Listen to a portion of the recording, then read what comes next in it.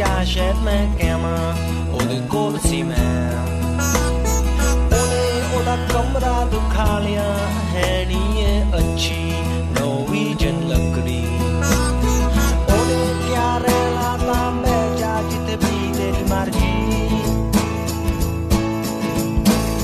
ਮੈਂ ਆਲੇ ਦੁਆਲੇ ਦੇਖਿਆ ਕੋਈ ਉੱਥੇ ਕੁਰਸੀ ਨਹੀਂ ਸੀ ਮੈਂ ਦੂਈ ਤੇ ਬਹਿ ਗਿਆ ਸਮਾਂ ਸੋਚ ਕੇ ਉਹਦੀ ਸ਼ਰਾਬ ਪੀ ਕੇ ਅਸੀਂ 2 ਵਜੇ ਤੱਕ ਗੱਲਾਂ ਕੀਤੀਆਂ ਫੇ ਉਹਨੇ ਕਿਹਾ ਸੌਣ ਦਾ ਸਮਾਂ ਹੋ ਗਿਆ Ramón Lobo, buenos días. Buenos días, ¿qué tal? Muy bien, yo creo que ya no hace falta una investigación del FBI, ¿no? Ya podemos confirmar que el vídeo del PP lo hiciste tú y estás mal metido en la campaña. No lo he hecho yo, hubiera estado un poco mejor, porque yo ahora tengo una supercámara y no hubiera hecho esa cosa tan cutre. ¿A quién vas a votar, por cierto? Entre de ellos no puedo votar porque yo no soy militante del PP. He tenido muchas ofertas, pero no soy militante de nada. Ni Hombre, siquiera del Real Madrid, equipo tú en el eres que milito. un political influencer. Tu voto es deseado por ambos. ¿No? Tú pones un tuit y haces ganar a alguien. No, en la derecha tengo menos predicamento. Oye, y esta tarde es la final del Mundial, ¿no? Sí, yo voy con Croacia. Eso te iba a decir. Te recomiendo, por cierto, un artículo que escribió nuestro amigo Guillermo Altares creo que fue ayer, sobre Croacia, y sitúa muy bien la historia y la política y sobre todo la moralidad de la superación de la guerra en Croacia, que es un poco las razones por las que ese país me resulta menos simpático. Pero la selección me gusta mucho, me gusta Modric, me gusta Rakitic y creo que es la que está jugando muy buen fútbol. Pero también me gusta Francia. Eso te iba a decir, ¿no será por antiafrancesamiento? No, mi abuela era francesa, mi abuelo casi, o sea que yo Francia es un país que estimo mucho. Bueno, ¿empezamos con lo nuestro? Vamos.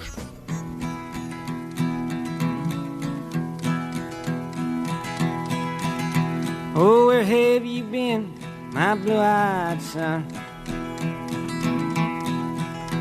And where have you been, my darling young one? I've stumbled on the side of 12 misty mountains. I've walked and I crawled on 6 crooked highways. I've stepped in the middle of No sé si viste, Ramón, ese bebé Trump por encima de Londres. Daban ganas un poco de pincharlo, a ver si él de verdad se desinflaba un poco, ¿no? A mí me recordó al cerdo de Pink Floyd. ¿Te acuerdas? Que sí, el que está encima de la factoría en las afueras de Londres. Sí. Kafka Alive y cosas de estas, que también estuvo aquí en el estadio Vicente Calderón. Bueno, es interesante las manifestaciones y cómo hay dos mundos paralelos. El muro a un lado de la verja y de la seguridad, que son los que nos gobiernan sin hablar con nosotros, sin vernos, sin sentirnos, y la gente de la calle. Bebé Trump, es a lo que yo me refería, es un muñeco inflable, es un globo de helio de 6 metros de alto que representa al presidente Trump como un bebé con pañal, con su cara naranja enfadada de siempre, con las manos pequeñitas que él tiene, cosa que le molesta mucho que le recuerden. El viernes pasado ese bebé o ese globo se alzó frente al Parlamento británico en Londres para manifestar el malestar de miles de británicos ante la visita del mandatario norteamericano. Es una visita al Reino Unido que ha dado para mucho, no solamente por todo lo que has dicho en las entrevistas, lo que luego ha desmentido haber dicho, habiéndolo dicho, como hace siempre, diciendo que eran fake news, ¿no?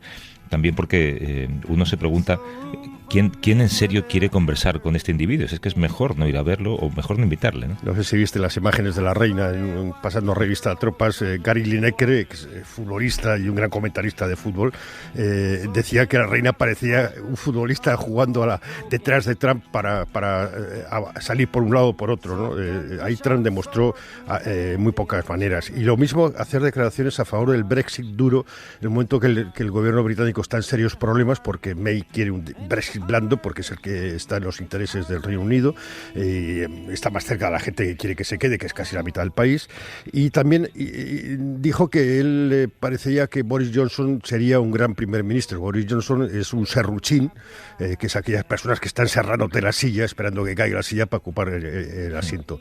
No es el personaje más positivo de la política británica. Esto que cuentas de los modales es que es el comportamiento, ¿no? La mala educación. Alguien lo ha definido como la antidiplomacia, que es lo que él hace por el mundo. Días antes, Trump se reunió con los países miembros de la OTAN en Bruselas. En esa cumbre el gasto militar ha sido su cruzada particular, ¿no? Y el asunto que más ha tensado también los nervios de quienes estaban allí, que no entienden por qué pide más o por qué pide menos. Sí, además se arremetió, y eso que pudo haber sido peor, porque se esperaba que incluso que amenazara con irse de la OTAN. Más o menos no lo dijo tan claro, pero algo sí. Que o todos los países miembros, que son 29 con Estados Unidos, suben al 2% del PIB el gasto militar, cosa que solo consiguen 4 países más Estados Unidos, o Estados Unidos irá por libre, ya verá qué hace. España tenemos un 0,9. Después de la crisis que hemos pasado, de los recortes y demás, yo no sé si es muy vendible ese aumento al 2%. Pero es que no solo eso, sino que pidió un 4%, y ya Macron dijo que el 4% era imposible y además innecesario. Para charlar esta mañana nos acompaña un buen amigo de este programa, que es Jesús Núñez Villaverde, que es economista, es militar en la Reserva y codirector del Instituto de Estudios sobre Conflictos y Acción Humanitaria. Hola Jesús, ¿cómo estás? Hola, buenos días, Javier. Lo primero, aclararnos a ver si esto es fake news o no es fake news. ¿Estados Unidos paga demasiado por la seguridad mundial y Europa paga demasiado poco, tal y como dice él?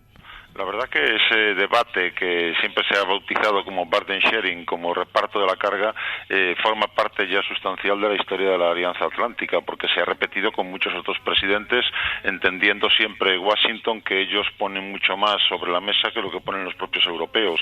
No le falta parte de razón, en el sentido de que los europeos parecen acostumbrados ya a vivir bajo el paraguas de Estados Unidos sin tomar en consideración la necesidad de crear y sumar fuerzas propias para algún día romper con esa dependencia y tener lo que ahora se ha planteado, que es la autonomía estratégica, pero por otro lado también es cierto que cuando Estados Unidos dice todo lo que gasta en defensa, no todo, ni mucho menos, se gasta en defensa europea, puesto que Estados Unidos, como potencia hegemónica global, tiene intereses en muchos otros rincones del país, del planeta, y que además de eso, también lo que se pone sobre la mesa en gastos de defensa no debe medirse únicamente en una cifra en relación con el PIB, puesto que hay muchos otros elementos a considerar. Y desde ese punto de vista ahí se mantiene un debate que creo que se va a seguir mientras exista la Alianza Atlántica. Claro, ¿a dónde vincular ese porcentaje, no? ¿Y Europa, tú crees que gasta lo que necesita en defensa?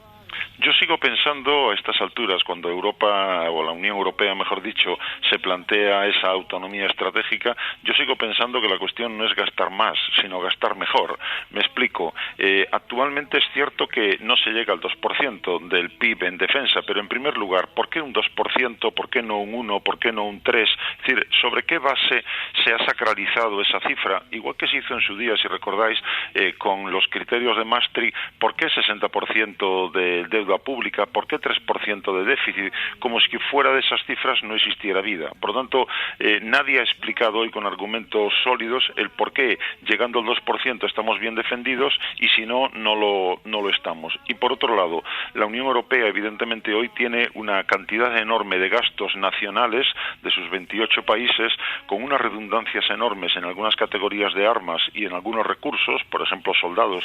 Tenemos infinitamente más soldados que el propio Estados Unidos, 2,1 millones de efectivos militares frente a 1,4 de Estados Unidos, y sin embargo en otros casos tenemos huecos enormes que impiden que tengamos esa capacidad estratégica que ambiciona la estrategia global de la Unión Europea del año 2016. Por lo tanto, no se trata de gastar más, sino de gastar mejor, es decir, de planificar con respecto a amenazas comunes qué recursos activamos para darle respuesta, y eso dejaría dejaría en el pasado los planteamientos de tipo nacionalista que a día de hoy son absolutamente anacrónicos, y nos haría pensar en un planteamiento comunitario para hacer frente, como digo, a esas amenazas. Pero desgraciadamente sigue habiendo muchos gobiernos en la Unión Europea hoy que siguen prefiriendo ser cabeza de ratón en lugar de ser cola de león, y que siguen apostando por tener un cachito de ejército, un cachito de carros de combate o un cachito de unidades o de submarinos. Decía un ex embajador norteamericano en Moscú que Trump en 18 meses había hecho más por destruir la OTAN que la Unión Soviética en 7 décadas. ¿Tú crees que Trump entiende qué significa la OTAN? Yo creo que a estas alturas ha demostrado claramente que no. Déjame decir que junto a ese elemento llamado Trump que ha activado la respuesta europea, tenemos que añadir la del Brexit y tenemos que añadir la de Vladimir Putin. O sea, acabaremos dando las gracias a Putin porque nos ha obligado a pensar un poco más en qué tipo de sistemas de seguridad y defensa establecemos en la Unión Europea, y lo mismo con respecto al señor Trump. Por lo tanto, eso habla también de la falta de voluntad política de los europeos para poder tomar en serio su propio destino y dejar de protestar porque Estados Unidos está por encima y dominando y haciendo desplantes como los que el señor Trump ha hecho ahora en la visita a la cumbre de la OTAN, como antes lo había hecho en la reunión del G7 y como lo acaba de hacer otra vez en Londres. Por tanto, desde ese punto de vista, desgraciadamente no parece que haya voluntad política interna para apostar realmente por una Europa autónoma en seguridad y en defensa, y mientras tanto seguimos teniendo que aceptar subordinadamente ejemplos como los que Trump nos da. Trump llegó a la presidencia diciendo que la OTAN era una organización obsoleta, luego empezó a exigir el 2%, ahora el 4%, y en cualquier caso parece no querer entender, porque en cuanto se lo expliquen, eso lo entiende cualquiera, que la OTAN es un elemento fundamental no solo para los europeos, que lo es todavía hoy, aunque yo sigo pensando que tiene más pasado que futuro, sino que además la OTAN es uno de los elementos fundamentales que le sirve a Estados Unidos para defender sus intereses, no los intereses de los europeos, y mantener esa posición hegemónica. Claro, es que lo contempla con un paternalismo, ¿no? Como que está regalándonos esa financiación. Tú mencionas a Rusia, Jesús. El tour europeo de Trump acaba en Helsinki mañana, donde tiene un encuentro con el presidente ruso, con Vladimir Putin. Vamos a olvidarnos de la torpeza diplomática que supone verse con Putin 2 días después de que el FBI haya dejado claro que fue el gobierno ruso el que hackeó los servidores del Partido Demócrata.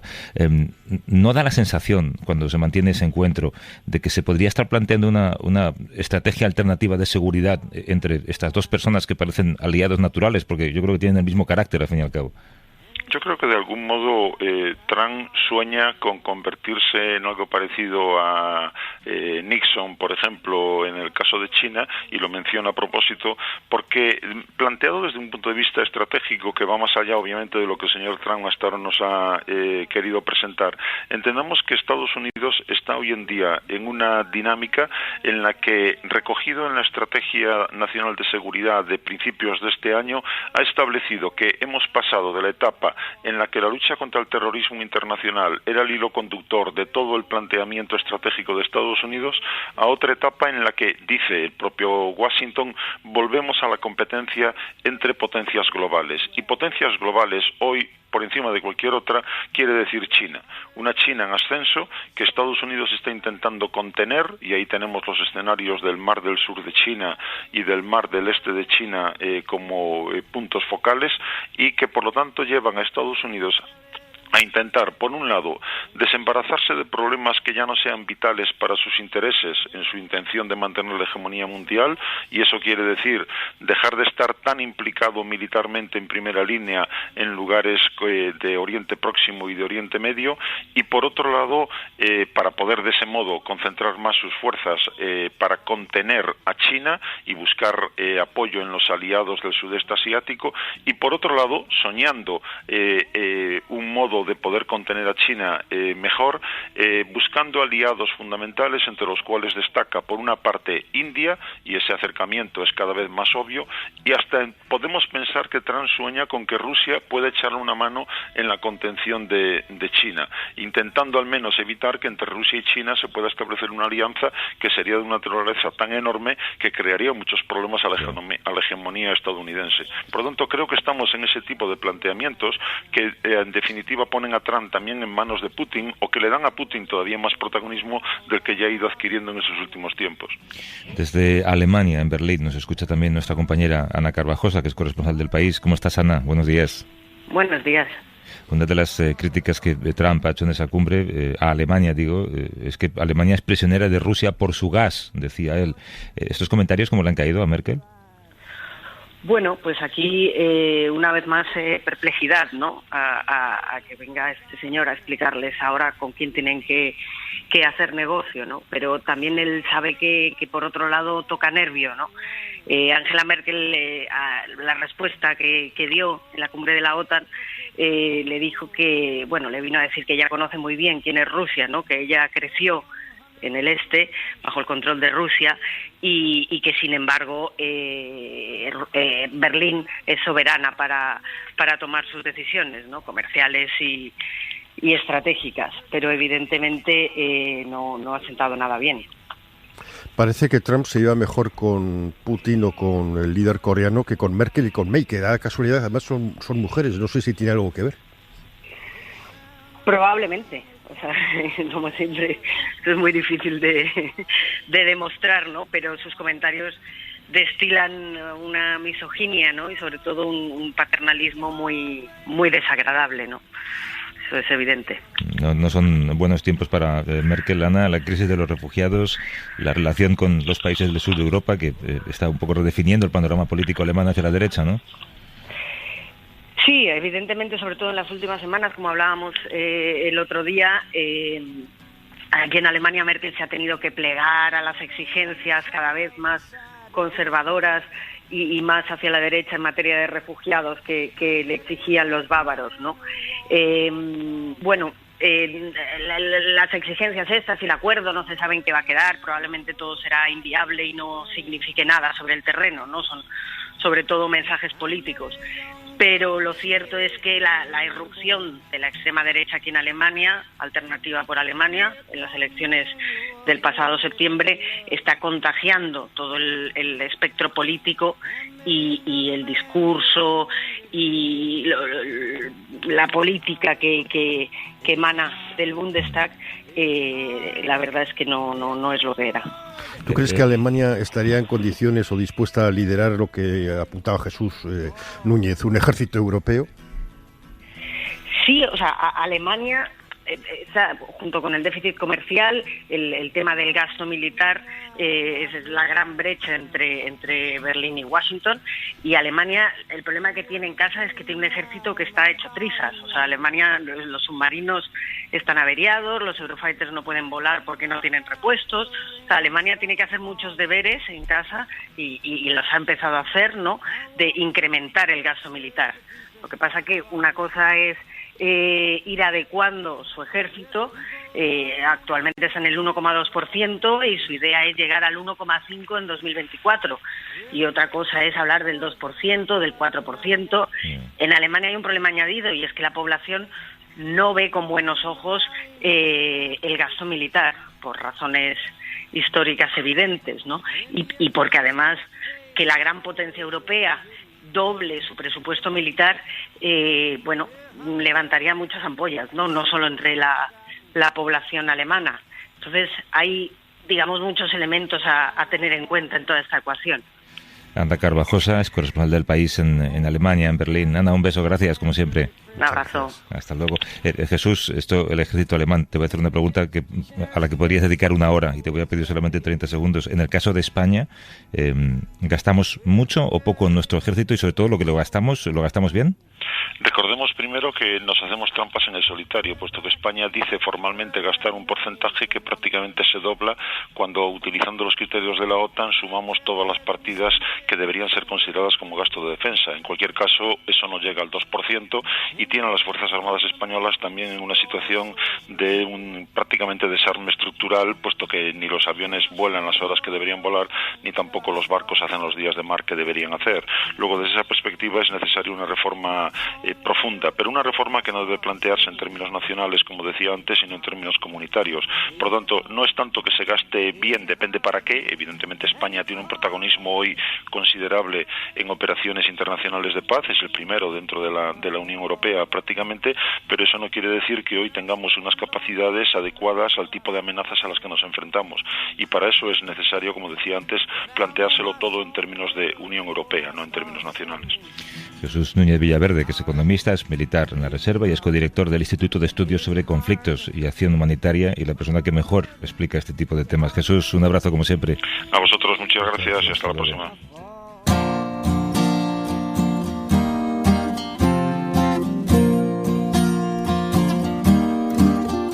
Old pirates Yes, they rob I. Yo creo que, Ramón, empezamos la temporada con Johnny Cash, esta canción, y hablando de Trump, así que es mejor terminarla igual. Por cierto, a la vuelta del verano, sabes que tenemos una película que deberíamos ir a ver juntos. Hay una película nueva de Michael Moore, si te acuerdas de la famosa Fahrenheit 9/11, sí. Pues va a sacar Fahrenheit 11/9, porque 11/9 hace referencia al 9 de noviembre, que es el día en el que Trump ganó las elecciones en 2016. Así que pinta bien ese documental, ¿no? Yo el único problema que veo es que en septiembre, cuando nos volvamos a ver, igual ya no me conoces, porque mi delgadez será extrema. Te buscaré, te miraré bien para ver si te encuentro. Un abrazo. Un abrazo, buen verano. These songs of freedom, songs of freedom.